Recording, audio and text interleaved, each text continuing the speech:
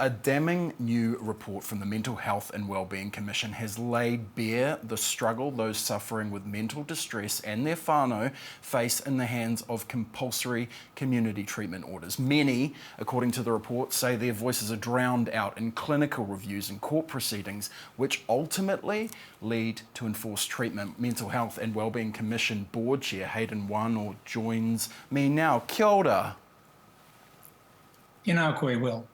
Listen, tell us first up, for those that aren't familiar, what are these orders? How do they work?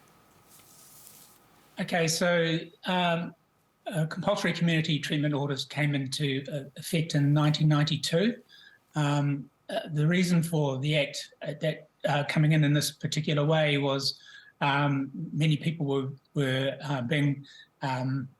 were returning to their own communities or going into the community from large institutions. So if you like, the deinstitutionalisation process. And at that time, the legislation was designed to help people who might be living in the community.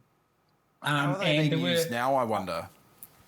Well, so how they're being used now is probably not in line with the intention and certainly not in line with best practice. So the weight of the decision-making process sits with the clinician and then with the court and removes the consent from an individual. So that's out of step with good practice. It's out of step with some jurisdictions around the world and some states in Australia. So we're advocating for more supported decision-making for people going through their journey and also creating other options. Some people describe the process of getting to a compulsory community treatment order as being at the bottom of the cliff and options aren't there available for them. So we're arguing or advocating for more options and ranges of services. You know what some people watching this are going to say, right? They're going to say some people who are really unwell don't know that they need support from the public health system. What do you say to those people?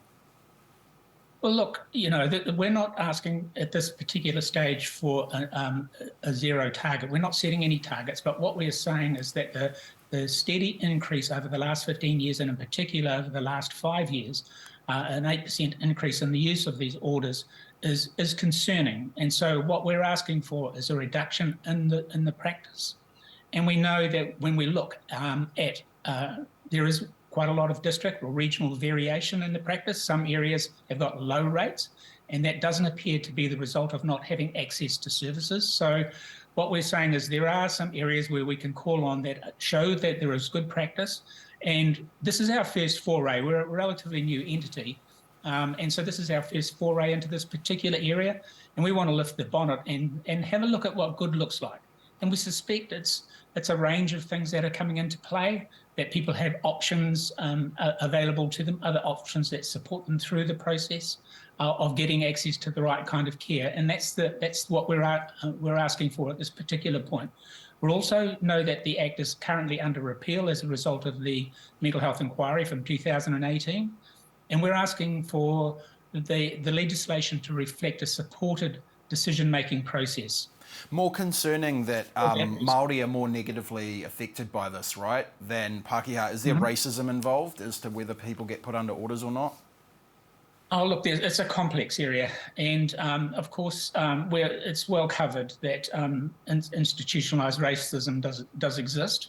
And we also know that socio-economic factors come into play, and we also know that there are cultural factors at play.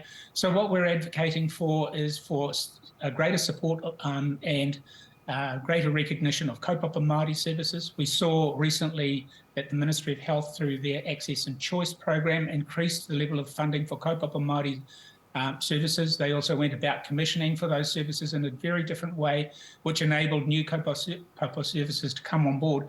And we're advocating for more of that, so that there are different ranges and options available in front of people that support a reduction in the use of this practice. Both sides of the political spectrum must concede that there's an issue here, right? Especially if you have different amounts of the order being rolled out in different areas. The mental health issues probably are nationwide, right? So the politicians must understand there's a problem. Are they receptive? Are they going to fix it? And have they listened to you?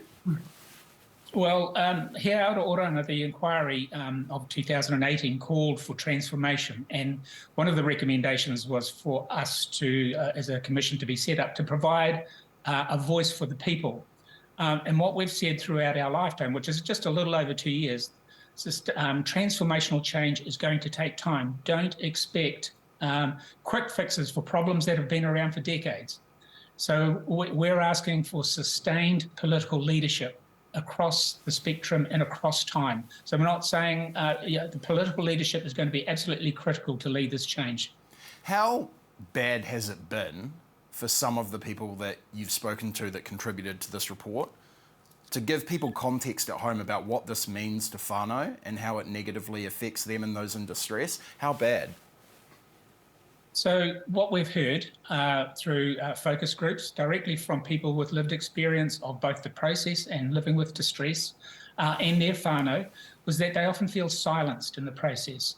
And greater weight is given to the opinion of the clinician, and of course the court process in turn supports about 90% of the applications, or slightly under that amount.